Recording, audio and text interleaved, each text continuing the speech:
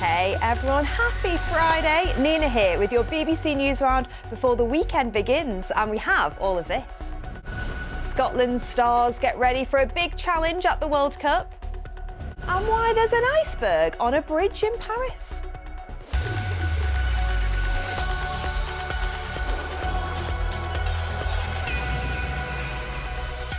First today, we're off to the World Cup, where tonight it's all about Scotland again, as the team have their second match of the tournament against the champions of Africa. It's a massive game and it's on TV a little bit earlier than the last one, but still late at 11 p.m. tonight. BBC Scotland's Mega Bonner is in Boston, USA, and sends us this. Scotland are back in action here in Boston later this evening when they take on Morocco in their second group stage match of the World Cup. Steve Clarke's side are currently at the top of their group after beating Haiti 1-0 on Saturday. Since arriving here in the United States, the players have had to get used to some very warm weather conditions, something they might not be used to back home in Scotland. A win this evening would see the team make it through to the knockout round of the tournament for the first time ever, while even a draw would see their qualification hopes remain alive. We want to be the first team to be able to do that for our country, and it's obviously a nice feeling to try and do that, but we know how difficult it's going to be. We're now playing against one of the best teams in the world, but we believe that we can make any game difficult, and if we can do that and if we can put in our best performance, then I believe that we can get what we want and hopefully be the ones that achieve the history. This is Scotland's first time in the World Cup tournament in 28 years, so thousands of fans have made the journey across the Atlantic to be part of the occasion. Their fans, often called the Tartan Army, have turned this city into a sea of blue and white over the last few days, so they'll be hoping for another big win tonight to keep their World Cup adventure alive. Thanks, Megan. Now, all week, we've been focusing on one big news story, and that's the UK's social media ban for under-16s. You've been sending in loads of questions about how it will work, so BBC cyber reporter Joe Tidy is here to help. Hello, News Round. Thanks for sending in some brilliant questions all about the social media ban. I'll do my best to answer them for you. So firstly, Swifty for Life asks, why don't they just enforce the ages that already exist on the apps? I guess there are two different answers to this question.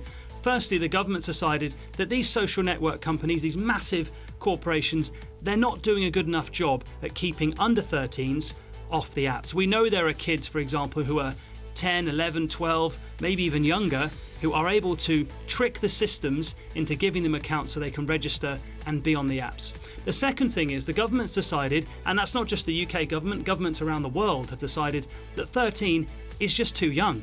When social media was invented about 20 years ago, it became really, really popular, and there were no rules set in place. So these big companies just sort of decided amongst themselves that 13 years old was the minimum age that you could be on these platforms. But we've heard stories now the last few years of some really nasty and harmful and upsetting things happening to some children who were 13, 14, 15 years old. And people have decided there's just too much harm on these platforms to allow children on there.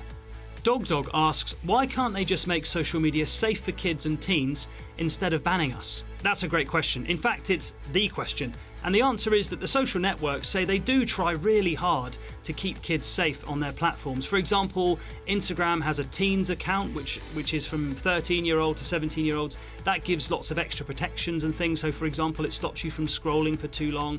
TikTok too has got lots of protections for children. For example, your account is private by default, that kind of thing. But the government says it's not good enough. Emmy and Kitty457 both ask, how are social media apps going to check people's ages? We don't know the details about that yet, but we do know there are lots of things you can do with technology. For example, right now on other grown-up sites, there are things they do to stop kids from going on there. So for example, they might get you to scan your face and then the computer will guess whether or not you're old enough. It's pretty accurate these days. Or they might get you to hand over your passport, for example, and prove your age that way. Or they might do really simple things, like, for example, if you're as old as me, some of the accounts that I've had on social media are more than 16 years old. I started them many, many years ago, so I won't need to verify my age because they'll know that I've got to be over 16 to be on the apps. But the problem is that when a ban came in like this in Australia, so in December last year, social media was banned for kids under 16, lots of kids did find a way to trick the systems into getting on. The government says, the UK government, that they want to make it even stricter so that these age checks will work in the UK, but we don't know how. Thanks, Joe. And loads more of your questions have been answered over on the Newsround website. OK, politics next. And 3 new members of Parliament were elected overnight after the previous MPs stood down. In Makerfield, Mayor of Greater Manchester Andy Burnham won for the Labour Party. The vote was called after the previous MP quit, encouraging Mr Burnham to run. There's been lots of interest in this election as Mr Burnham is now expected to challenge Keir Starmer for the job as leader of the Labour Party and Prime Minister. And there was good news for the Conservative Party in Aberdeen South, where they beat the Scottish National Party by more than 6,000 votes, while the SNP did hold on to a seat in Arbroath and Broughty Ferry. Just time for my favourite part of the week. Here's Strange News.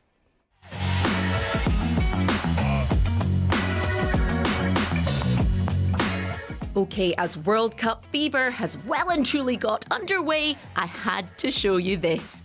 Sunbathers on Miami's famous South Beach were greeted by giant goals and what is expected to be the world's largest beach towel football pitch. It's about a quarter of the size of a regular footy pitch, but can you imagine playing on a towel? I bet it's comfy though. Stops your feet getting burned on the sand and you wouldn't get it in your face either. Maybe they're onto something. Who needs grass? Next up, you're in Paris. Beautiful buildings, famous old bridges. Hang on, what's going on here? Is that an iceberg? Actually, it's an artwork. This structure is an optical illusion inside, making it look like a giant ice cavern. When you put special glasses on, people move weirdly and it looks like a massive ice worm used to live here. It's getting super creepy now. I'm out. And to end, here's something you've probably never seen before. A watermelon race. Yep, that's what I said. Thousands of people ran a race in Tokyo dressed as the huge fruit, whilst also snacking on it during their run. It's watermelon harvest time, so when there's so many, you've got to find something fun to do with them. You're one in a melon, guys. Thanks, Jen. Well, that's all we've got time for today. Thank you so much for watching. Have a fab Friday, wonderful weekend, whatever you get up to, and I'll see you all very soon. Bye, guys.